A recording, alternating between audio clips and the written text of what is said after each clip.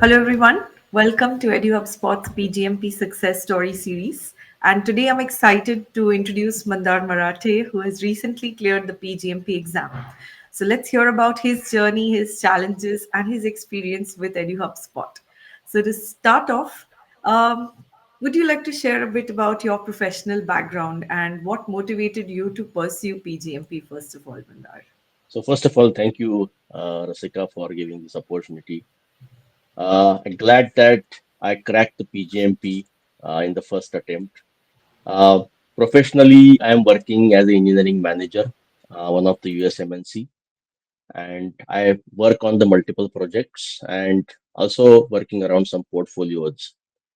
Now, looking at being the competitive in the market, I was thinking early start of this year, uh, as I cracked the PMP last year, why not to pursue another certification that keeps the brain alive and keeping you positive within yourself and also help the organization if I get some new challenges and pursue something new, certification, new skills.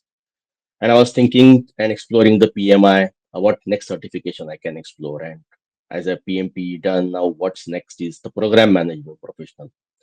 And I was looking at whether it is really going to helpful, whether it suits my profile. And when I was looking at the content, and I'm saying that this is exactly what I'm doing. I'm multiple projects working around, working with the multiple stakeholders, working for the organization strategic goals. And I think it hits to the bullseye, and that's what I was looking for. And then I'm looking at which is the best institute that can guide me by managing all my the professional aura at the same time. How would I crack in first attempt because the fee for the PGMP is pretty high. So like the PMP, definitely PGMP is different, but the motive behind it is keeping my brain alive, keeping myself motivated, and whatever skills I am going to earn, it will not only helpful for my own growth but also for the organizational growth. So it's a win-win situation. And then I decided to pursue early start of this year. And I think I had a typically keep target always. Let's complete in 1 year, and I think I did it as per my the plan. And all credit goes to you and the entire EduHubSpot. The way your entire the structure of the content is developed, and in between the mentorship that always plays important role. And the key tricks to crack the exam, that's also important. Great, great. That's so wonderful to hear, Mandar. Thank you so much for sharing that. And it's lovely. You've not just achieved your goal, you have excelled at it. You have actually got above targets all the five domains. So that's excellent. Our support was probably, a little help, but I think you put in the hard work, you dedicated, and you consisted and persisted on the path, right? That was amazing. Yes. So thank you. I'm glad you chose PGMP and chose EduHubSpot. So I would like to ask you, since you did, PGMP with us at EduHubSpot, what was stood out at EduHubSpot while your preparation for PGMP was on? What you think helped you the most? That's what we want to hear. Thank you. Good question. So what I could see, what actually helped me for the exam is the mock exams. There are almost five mock exams, and the difficulty with this exam is you are having 4 hours and you do not get any break. Like PMP, you have the authorized breaks where I could use those breaks, relax myself, but PGMP don't allow you. That tests your overall patience. But the mock exam of the ED HubSpot that gives you a leverage to understand yourself, and you can practice those exams again and again. And what I would say, it really helps you to study very actively because you need to know your answer, why it is correct or it is incorrect. It's not about getting the good scores in the mock exams. It's about understanding where actually I was wrong, and Right. that basically opens you the door. Oh, this is where I was wrong. Hmm. And when I would say a pattern which I could figure it out myself, I actually give the five mocks 2 times. So you could imagine 10 times I give the mock same. And the break also important in that. So I took your help that I was taking earlier 2 breaks because I have the PMP mindset, you could say, the way the PMP allows you to do 2 breaks. But as I was approaching towards the last part of the exam, it was getting so much cumbersome or I was getting tired. Then I contacted you that how would I would I take care of it? And I think you told me one thing, take only one break. I know it will be pretty stretch for you in first go, but once I practice that, and I gave first five mock exams with two breaks and next five exams with only one break. I think, and reviewing all the wrong answers, but I found the typical pattern. I was answering the same question again and again in the wrong way. Uh, and that mindset change is really needed, because if you are repeating the mistake, it's going to be the similar into the exam.